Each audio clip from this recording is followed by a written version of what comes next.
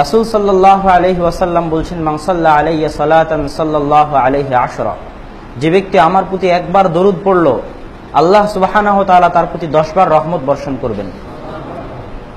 এই হাদিস বাংলাদেশে থাকতে অনেক শুনেছি, কিন্তু এই হাদিসের বাস্তবতা মদিনায় যাওয়ার পর হাড়ে হাড়ে টের পেয়েছি। আমাদের দেশে পথে প্রান্তরে রাস্তার পাশে যে সমস্ত বিলবোর্ড আমরা দেখতে পাই, সেগুলোতে নগ্ন অর্ধনগ্ন মেয়েদের ছবি, বিভিন্ন অ্যাড, বিভিন্ন কোম্পানির অ্যাডভার্টাইজে ভর্তি হয়ে থাকে। কিন্তু সৌদি আরবের মাটিতে আধা কিলোমিটার 1 কিলোমিটার পর পর যে সাইনবোর্ডগুলো দেখা যায়, সেগুলোতে লেখা থাকে সাল্লি আলা মুহাম্মদ, মুহাম্মদের প্রতি দরুদ পড়ো। আল্লাহু আকবার। সৌদি আরবে যখন কোনো মানুষ পরস্পরে ঝগড়া করে, তখন তারা মনে করে যে আমাদের মাঝে যে ঝগড়াটা হচ্ছে, এই ঝগড়ার কারণে আল্লাহর রহমত আমাদের উপর থেকে উঠে যেতে পারে। তখন তারা ঝগড়ার মধ্যেই পরস্পরকে বলে সাল্লি আলা মুহাম্মদ, মুহাম্মদের প্রতি দরুদ পড়ো। কেননা মুহাম্মদ বলেছে, মান সাল্লা আলাইয়া সালাতান, যে ব্যক্তি আমার প্রতি একবার দরুদ পড়লো, আল্লাহ তার প্রতি 10 বার রহমত বর্ষণ করবেন। সুতরাং আসুন আমরা বক্তব্যের শুরুতেই মুহাম্মদ সাল্লাল্লাহু আলাইহি ওয়াসাল্লামের প্রতি দরুদ পড়ি, সাল্লাল্লাহু আলাইহি ওয়াসাল্লাম। বিভিন্ন জায়গায় মাহফিলে গেলে বলে, হুজুর ঘরের ভিতরে বিয়ে করে বউ ঢুকাইলাম না জাহান্নামের দারোগা ঢুকাইলাম, বুঝতাম পারলাম না। আমি বউ চালামু, উল্টা বউ আমারে চালায়, আমি বউ চালামু, বউ উল্টা আমারে চালায়। আমার হুজুর আপনি একটু দেখতে ছেলের মতো, ছেলের বয়সের, একটু ছেলে মেয়ে সম্পর্কে ওয়াজ করেন, কারণ আপনিও ছেলে, এরাও ছেলে। ছেলের জন্য ছেলে ওয়াজ করলে খাপের খাপ মমতাজ্জার বাপ, মানে পুরাপুরি মিলে যাবে। মুসলমান, আমি বললাম ছেলে মেয়েদের জন্য ওয়াজ করার পূর্বে, স্ত্রীর জন্য ওয়াজ করার পূর্বে আপনাকে একটু ওয়াজ করা দরকার আছে। আপনার ছেলেটিকে আপনি যখন বিদায় দিচ্ছেন, তখন কি বলছেন? আপনি বলছেন যে বাবা টাইটা টাটা দাও, বাই বাই দাও। আপনার ছেলেকে আপনি টাটা শিখাচ্ছেন, বাই বাই শিখাচ্ছেন। No never, this is wrong, no never, এইসব চলবে না, দিস ইজ রং, এটা একটি ভুল পদ্ধতি, এটা একটি ভুল পদ্ধতি। আপনার সন্তানকে শিক্ষা দিবেন যে বাবা আমি চলে যাচ্ছি, তুমি বলো আসসালামু আলাইকুম। সন্তানকে আসসালামু আলাইকুম শিক্ষা দিতে হবে। এটাই হচ্ছে নবীর তরিকা, এটাই হলো মুহাম্মদুর রাসূলুল্লাহ সাল্লাল্লাহু আলাইহি ওয়াসাল্লামের তরিকা। একটা মাহফিলে প্রশ্ন করলো যে হুজুর এখন পীররা বক্তব্য দিচ্ছে পীর ধরতে হবে, পীর না ধরলে জান্নাতে যাওয়া যাবে না, পীর ধরা নাকি ফরজ? তো হুজুর প্রশ্ন পেয়ে বলল, হ্যাঁ পীর ধরা ফরজ, পীর ধরতে হবে। সামনে ছিল 2 শ্রেণীর মানুষ। এক শ্রেণীর মানুষ ছিল পীরদের বিপক্ষে, আরেক শ্রেণীর মানুষ ছিল পীরদের পক্ষে। যারা পীরের পক্ষে তারা খুব খুশি, আর যারা পীরের বিপক্ষে তারা চিন্তা করলো যে হুজুর কি বলতেছে এগুলো, পীর ধরা ফরজ, এটা কি বললো হুজুর? তখন হুজুর জিজ্ঞেস করলেন সোর ধরা কি? বললো সোর ধরা ফরজ। সোরের মতো পীর ধরাও ফরজ। পীর যেখানে পাবেন, পীর যেখানে পাবেন সেখানেই সোরের মতো পীরদেরকে ধরবেন, ধরার পরে সোরকে যা করেন পীরকে তাই করেন। এটা বলার পরে তো মাহফিলের অবস্থা একেবারে তালমাতাল। তো হ্যাঁ পীর ধরা ফরজ, পীর ধরবেন, ধরে যা কিছু করার আপনারা কইরেন, আমি আর বললাম না। যেহেতু ইসলামে এগুলোর কোনো স্থান নাই, এখানে ইসলামে বিধানও আছে, ওই বিধান অনুযায়ী আপনারা করতে পারবেন, পরকালে আপনাদের জবাব দিতে হবে না। আল্লাহ যে মুসলমানদের চরিত্রের কথা বলে দিয়েছেন, ওই মুসলমান খুঁজে পাওয়া বড় দুরূহ ব্যাপার। ওই মুসলমান খুঁজে পাওয়া যায় না, কারণ মুসলমানদের চরিত্র হয়েছে ভ্যারাইটিজ স্টোরের মতো। ভ্যারাইটিজ স্টোর কাকে বলে? যেই দোকানের মধ্যে চাউল, ডাউল, তেল, পেঁয়াজ, রসুন, বিভিন্ন ধরনের জিনিস পাওয়া যায়, ওই দোকানের নাম হচ্ছে ভ্যারাইটিজ স্টোর। ভ্যারাইটিজ স্টোরের ভিতরে যেমন বিভিন্ন ধরনের জিনিস পাওয়া যায়, আপনার জিনিসও পাবেন, আপনার স্ত্রীর জিনিসও পাবেন, আপনার সন্তানের জিনিসও পাবেন, ঠিক তেমনি ভাবে আজ আমরা মুসলমান, আমাদের চরিত্রের ভিতরে হিন্দু, খ্রিস্টান, বিভিন্ন ধরনের চরিত্র আমাদের ভিতরে পাওয়া যাচ্ছে। এই পা ধরে সালাম করা এটা হিন্দুদের পদ্ধতি। আবার বলছি, পা ধরে সালাম করা এটা হিন্দুদের পদ্ধতি। বটগাছ দেখলে নমস্কার দেয়, বটগাছ দেখলে প্রণাম করে, বড় কিছু দেখলেই প্রমাণ করে। এটা তাদের ধর্মীয় ব্যাপার, এটা তাদের ধর্ম অনুসারে করছে। আপনি কোন ধর্ম অনুসারে আমল করছেন, কোন ধর্ম অনুসারে পা ধরে সালাম করছেন? আর এটার এত গুরুত্ব, কোন ছেলের বউ যদি শ্বশুর আর শাশুড়িকে পা ধরে সালাম না করে, তাহলে দেখা যাবে ওই শ্বশুর ওই শাশুড়ি ঝাড়ু দিয়া পিটিয়া তারপরে ছেলের বউকে ঘর থেকে বের করে দিবে, ঠিক কিনা? আজকে কিছু গোমর ফাঁস করে পরে যাব। আজকে আমাদের কিছু গোমর পাশ করে পরে এখান থেকে যাব। দেখেন, আপনাকে আমি পানি পড়া দিই, পানি পড়ার সময় দেখবেন পরে আস্তে আস্তে ফু দেওয়ার সময় একটা জোরে একটা ফু দেয় না, পরে আস্তে ফু দেয়, ফু জোরে দেয় পরে আসতে। কেন? এটা একটা গোমর আছে যে এটা আসতে পরে, এটা যদি জোরে পড়ে আর আপনি যদি শুনতে পারেন তা আপনি হুজুরকে বলেন, ধুর মিয়া এটা তো আমিই পারি, আমার দেবো, আমি ফু দিব, আমার লাগতো না। হুজুর পরে সূরা ফাতিহা আর কিচ্ছু না, শুধু সূরা কি পড়ে? ফাতিহা পড়ে। যারা রাসূল সাল্লাল্লাহু আলাইহি ওয়াসাল্লামের হাদিসকে দলিলই গ্রহণ করতে চায় না, যারা রাসূলের হাদিসকে মানতে চায় না, তাদের উদ্দেশ্যে প্রথম যেটা কথা সেটা হচ্ছে হাদিসের অস্তিত্বহীনতাই কোরআনের অস্তিত্বহীনতা। তারা বলে থাকে কোরআন হচ্ছে সকল সমস্যার সমাধান। আল্লাহ সুবহানাহু ওয়া তাআলা কোরআনের মধ্যে সকল সমস্যার সমাধান দিয়েছেন, সুতরাং আমরা শুধু কোরআনই মানব, রাসূলের হাদিসের কোনো প্রয়োজন নাই। তাদের উদ্দেশ্যে প্রথম কথা হচ্ছে হাদিসের অস্তিত্বহীনতাই কোরআনের অস্তিত্বহীনতা। কেন?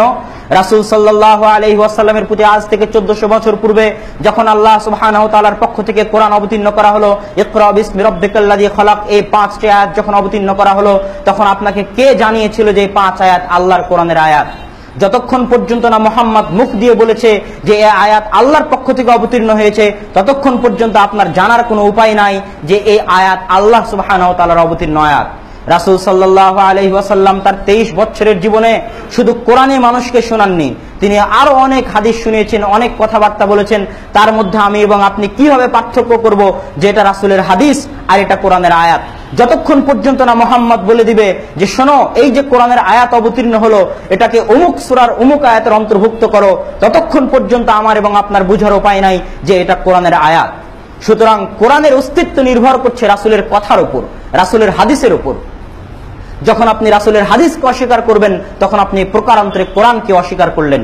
হাদিসের অস্তিত্বহীনতাই হচ্ছে রাসূলের কোরআনের অস্তিত্বহীনতা। সুতরাং যারা হাদিসকে অস্বীকার করে তারা প্রকারান্তরে আল্লাহ সুবহানাহু ওয়া তাআলার নিয়ে আসা কোরআনকে অস্বীকার করে। হুজুরের দোষ তো পাইলে আল্লাহ দিলে ছাড়া চাই না, ঠিক কিনা? হুজুরে নিজের বউ নিয়ে হাঁটতেছে, দেখছো কত বড় বেয়াদব হুজুর, বউ মাইয়লা লই আরে, ঠিক কিনা? জামা যদি একটু বড় হয় হুজুরের কাপড়ের দাম বাড়াইছে, ছোট হইলে টেডি হুজুর, পেট বড় হইলে পরের খানা খাইতে খাইতে পেটটারে জাহান্নামের তাগারি বানাইছে, ঠিক কিনা? ও মা যদি আমার মতো শুকনা হয় কয় না, মাদ্রাসা পড়ে লাভ কি খাইতেও পারে না। দাওয়াত খাইতে যাই একটু বেশি খাবেন, হুজুরেরা পরের খানা পাইলে এরকম বেশি খায়, কম খাইলে হুজুর আজকে আর কয় জায়গায় দাওয়াত আছে, একটু কম খাবেন, আর কয় জায়গায় দাওয়াত আছে, ঠিক কিনা? আবার কিছু মানুষ বাংলাদেশটা হুজুরেরা শেষ করছে, ঠিক কিনা? কুত্তা মরে, ছাগল মরে, বিড়াল মরে, পশু মরে, জানাজা হয় না। বাংলার জমিনে যদি ওলামায়ে কেরাম না থাকতো, তোমার মরণ তা কুত্তার মতো জানাজা ছাড়া হইতো, ঠিক কিনা? ক্লাস 1 থেকে শুরু করে একেবারে ইউনিভার্সিটি পর্যায় পর্যন্ত একটা জিনিস চালু রয়েছে, সেটা হচ্ছে শিক্ষা সফর। সেটা হলো শিক্ষা সফর। নির্বিঘ্নে গার্জিয়ান একটা প্রাপ্তবয়স্কা মেয়েকে শিক্ষা সফরে যেতে দেয়। কেন? এটা শিক্ষা সফর, নাম দিয়েছে শিক্ষা সফর। তো এখানে শিক্ষা সফর নাম, এতে তো কোনো সমস্যা নাই। বাপ মা মেয়েকেও ছেড়ে দেয়, ছেলেকেও ছেড়ে দেয়। আর টিচার ওয়াইফকে, মহিলা টিচার তার হাজবেন্ড মহিলাকে শিক্ষিকা হিসেবে যেতে হবে, ছেড়ে দিল। কেন? শিক্ষা সফরে যাচ্ছে। এই শিক্ষা সফর মানে এখন বাংলাদেশে যেটা চালু হয়েছে, যে আজকে যে শিক্ষা সফরগুলো আমাদের স্কুল কলেজ থেকে চলছে, এগুলো শিক্ষা সফর নয়, এগুলো জেনা শিক্ষা দেওয়ার সফর। জেনা শিক্ষা দেওয়া হচ্ছে আজকে এই সফরগুলোর মাধ্যমে। আপনার মেয়ে, প্রাপ্তবয়স্ক একটা মেয়ে, কিভাবে আপনি ঘর থেকে তাকে ছেড়ে দিলেন 3 দিন 4 দিনের জন্য কক্সবাজার সফরে যাবে। কক্সবাজার কি শিক্ষার কি আছে? সেখানে শুধুমাত্র খালি জেনা। বিভিন্ন ধরনের পার্কে সফরের জন্য আপনি দিচ্ছেন, এখন কোন পার্কের মধ্যে শিক্ষা দেওয়া হয় না, প্রত্যেকটা পার্কই জেনার আখড়া। পিতা হিসেবে আপনি সচেতন হন, বড় ভাই হিসেবে আপনি সচেতন হন। আপনার ওয়াইফকে আপনি থামান, আপনার মেয়েকে আপনি দিবেন না, আপনার ছেলেকেও আপনি সেখান থেকে বিরত রাখবেন। কারণ ছেলেও কিন্তু সেখানে গিয়ে জেনা শিখবে। আসলে ভিতরে শুধুমাত্র সব জেনা। যারা বিভিন্ন পার্কে ঢুকেছেন দেখবেন পার্কের ভিতরে শুধু খালি জেনা আর জেনা। এজন্য এটার নাম শিক্ষা সফর নয়, এটা হচ্ছে জেনা শিক্ষা দেওয়ার সফর। পীরদের মুরিদ হওয়ার জন্য আয়াত বের করেছে সূরা তাওবার 119 নম্বর আয়াত। এক মুরিদ তার আরেক লোককে দাওয়াত দিচ্ছে পীরের মুরিদ হওয়ার জন্য। বলতেছে আল্লাহ বলেছে পীরের মুরিদ হওয়ার জন্য। বলছে আল্লাহ তাই নাকি? হ্যাঁ। কয় তাহলে দলিল বলো। কয় সূরা তাওবার 119 নম্বর আয়াত, আল্লাহ বলেছে ইয়া আইয়ুহাল্লাযীনা আমানু ইত্তাকুল্লাহ ওয়া কুনু মা'আস সাদিকিন। আল্লাহ বলেছে হে ঈমানদারগণ, তোমরা আল্লাহকে ভয় করো আর সত্যবাদীদের সাথে থাকো। কয় এখানে তো পীরের কথা নাই। কয় না, এখানে সত্যবাদী বলতে আল্লাহ পীরদেরকে বুঝিয়েছেন। কয় না, এখানে তো ক্লিয়ার না। কয় এটা পীরদের দিকে ইঙ্গিত করা হয়েছে। তো সে লোক ছিল খুব চালাক। সে বলল ভাই তাহলে আমারও কথা আছে। কি? আল্লাহ রাব্বুল আলামিন সূরা আনফালের 12 নং আয়াতে বলেছেন ফাদরিবু ফাওকাল আনাক ওয়াদরিবু মিনহুম কুল্লা বানান। তাদের গিরায় গিরায় মারো, তাদেরকে ধরো, ধরে গিরায় গিরায় মারো, তাদের কোমরে মারো, তাদেরকে আঘাত করো। কয় এখানে আল্লাহ পীরদের কথা বলেছেন। কয় না, এখানে তো পীর উল্লেখ নাই। কয় এটা পীরদের দিকে ইঙ্গিত করা হয়েছে। দুইটা জায়গা মতো পড়েছে। এজন্য যদি মনে করেন বুদ্ধি থাকে তাহলে কথায় হারবেন না। তারা বুদ্ধি দিয়ে চাচ্ছে, শয়তানি বুদ্ধি দিয়ে তারা চাচ্ছে মানুষকে সেদিকে নেওয়ার জন্য, ডাইভার্ট করার জন্য ইসলাম থেকে। আপনার যদি বুদ্ধি থাকে, ইসলাম সম্পর্কে জ্ঞান থাকে, তাহলে আপনি তাদেরকে পরাজিত করতে পারবেন ইনশাআল্লাহ। যে এই 5টি আলামত, 1 নাম্বার হচ্ছে লাইলাতুল কদর রাত্রি হবে নির্মল স্বচ্ছ, অত্যাধিক গরম নয়, অত্যাধিক ঠান্ডা নয়। 3 নাম্বার হচ্ছে পরের দিনে সূর্যের কোনো তেজ থাকবে না। আর 4 নাম্বার হচ্ছে চন্দ্র হবে অত্যন্ত উজ্জ্বল। আর 5 নাম্বার হচ্ছে বৃষ্টি হওয়ার সম্ভাবনা। এছাড়া সমাজে আর যেগুলো প্রচলিত আছে যে লাইলাতুল কদর রাত্রিতে গাছ এবং জমি সবকিছুকে সিজদা করতে দেখা যায়, আরো ইত্যাদি ইত্যাদি, এগুলোর কোনো ভিত্তি নাই। সহিহ সূত্র অনুযায়ী এই 5টা আলামত আমি আপনাদের সামনে পেশ করলাম। যারা লাইলাতুল কদর খুঁজবেন বা খুঁজে পেতে চান তারা এই 5টা জিনিসের প্রতি নজর রাখতে পারেন। মুসলমানদের ভিতরে বাপরে বাপ কত রঙের মুসলমান আছে। এক আছে শুক্র আলী, শুক্রবার আসলে মসজিদে যায়। আর এক আছে মিস্টার বরাত আলী, সবে বরাত হলে মসজিদ ছাড়াছাড়ি নাই। আর এক আছে মিস্টার কদর আলী, সবে কদর আসলে হালুয়া রুটির জন্য হলেও মসজিদে যায়, ঠিক কিনা? আর এক আছে মিস্টার ঈদু মিয়া, ঈদ আসলে পরে পাঞ্জাবিয়া টুপি লাগাইয়া বাপরে বাপ পুরা মুফতি সাহেব, সারা বছর আর মসজিদে নাই, নামাজের কাছে নাই, ঈদ আসলে পাক্কা মুসলমান, ঠিক কিনা? এদেশের মাটিতে মসজিদের খতিব যারা রয়েছে, বক্তা যারা রয়েছে, আপনারা যারা সচেতন জনগণ রয়েছেন, খতিব এবং বক্তাদেরকে বাধ্য করুন কোরআন এবং সহিহ হাদিস ভিত্তিক দ্বীন প্রচার করতে। কোরআন এবং সহিহ হাদিস ভিত্তিক দ্বীন প্রচার করলে কোনটা সত্য কোনটা মিথ্যা এটা এমনি বের হয়ে যাবে। আপনি দিন প্রচার করছেন গল্প গুজব কিচ্ছা কাহিনী দিয়ে, আমি বক্তব্য দেওয়ার চেষ্টা করছি কোরআন হাদিস দিয়ে, তো আপনার সাথে তো আমার সংঘর্ষ হবেই। কোরআন হাদিস ভিত্তিক বক্তব্য চালু করেন। মসজিদের সভাপতি যারা রয়েছেন, সেক্রেটারি যারা রয়েছেন, মসজিদ কমিটি যারা রয়েছেন, খতিব সাহেব যখন মিম্বরে দাঁড়াবে, দাঁড়ানোর পরে হাতের মধ্যে কোরআন নিয়ে সভাপতি খতিব সাহেবের হাতে তুলে দিয়ে বলবেন হুজুর কোরআন থেকে আলোচনা করেন, ধর্ম জানতে চাই। বক্তা সাহেব যখন খতিবে, বক্তা সাহেব এই চেয়ারে বসবে, সভাপতি রয়েছেন, জনস্রোত রয়েছেন, আপনারা কোরআন এবং হাদিস ভিত্তিক ওনাকে আলোচনা করার জন্য বাধ্য করুন। কোরআন এবং হাদিস তুলে দেন, বলেন হুজুর কোরআন এবং হাদিস ভিত্তিক আলোচনা করেন, ধর্ম জানতে চাই, সঠিকটা, পরকালে জান্নাত চাই। কিচ্ছা কাহিনী গল্প গুজব শুনে, ওই কিচ্ছা কাহিনী গল্প গুজব মেনে জাহান্নামে যেতে চাই না। বিয়ের প্রথম রাত্রে একটি দোয়া আছে, যেই ব্যক্তি স্ত্রীর মাথায় হাত দিয়ে এই দোয়াটা পড়বেন তারা স্ত্রী দিয়ে কষ্ট পাবে না। দোয়াটা কি বলবো? জোরে বলেন, বলবো? মুরব্বীরাও শুনতে চায়, মনে হয় সামনে আসা আরো দুই একটা আছে। বলছি শুনুন, আল্লাহুম্মা ইন্নী আসআলুকা খায়রাহা ওয়া খায়রা মা জাবালতাহা আলাইহি ওয়া আউযু বিকা মিন শাররিহা ওয়া শাররি মা জাবালতাহা আলাইহি। আল্লাহর নবী বলেন এই দোয়াটা যারা পড়বে তারা স্ত্রী দিয়ে কষ্ট পাবে না। বিয়ের প্রথম রাত্রে স্ত্রীর মাথায় হাত দিয়ে দোয়া পড়তে হয়। মুরব্বীরা বলবেন হুজুর বিয়ে তো করছি 30-40 বছর শেষ, এখন কোন সাউসেজ দাটেজ আছে কিনা একটু বলেন। না, সাউসেজ সেজদার কাফারার কোনো সুযোগ নাই।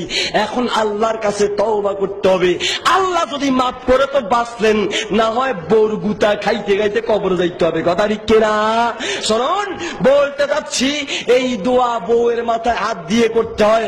আপনি বলবেন হুজুর আমি তো বাঙ্গাল মানুষ, পারি না। সারা জীবন দোয়া হুজুর আপনি করেছেন, বাপ মারা গেছে দোয়া আপনি করেছেন, মা মারা গেছে দোয়া আপনি করেছেন, ফরজ নামাজের পরে দোয়া আপনি করেছেন, বিয়ের প্রথম রাত্র বউকে বাসরে ঘরে ঢুকিয়ে এসেছে হুজুর চলেন একটু আমার বউর মাথাটা ধরে দোয়াটা পড়ে দিয়ে আসেন। দিবেন? কথা বলেন, দিবেন? তাহলে সব জায়গায় হুজুর দিয়া কাম হয় না, নিজেকে শিখতে হবে। নিজের বহু কষ্টে আছি, সম্মানিত উপস্থিতি। গান শুনি না, গান শোনা হারাম, শরীয়ত হারাম করেছে, কিন্তু কি করব, মাঝে মধ্যে কিছু বন্ধুর কাছে ফোন দেই, সে রিংটোন লাগিয়ে রেখেছে, আপনি গান শুনবেন না মানে আমরা 14 গোষ্ঠী শুনবেন। কথা ঠিক কিনা? সম্মানিত উপস্থিতি, ফেনী থেকে একবার বাসে উঠে ঢাকা যাব, বাসে উঠলাম, একটা গান তারে নারে বন্ধুরে লাগাই দিল। কিছুক্ষণ পরে তাকে এক সুপারভাইজারকে ডেকে বললাম, ভাইজান একটু বন্ধ করেন, যে অবস্থায় আছি খুব কঠিনতর অবস্থায়, যে কোনো মুহূর্তে আমরা সকলেই অ্যাক্সিডেন্টে পড়ে জীবন হারাতে পারি, আপনি একটু বন্ধ করেন। মুহূর্তের ভিতরে সে একটা ব্যবস্থা নিল, একটা পরীক্ষা করলো, কি গান কি চলবে না বন্ধ হবে।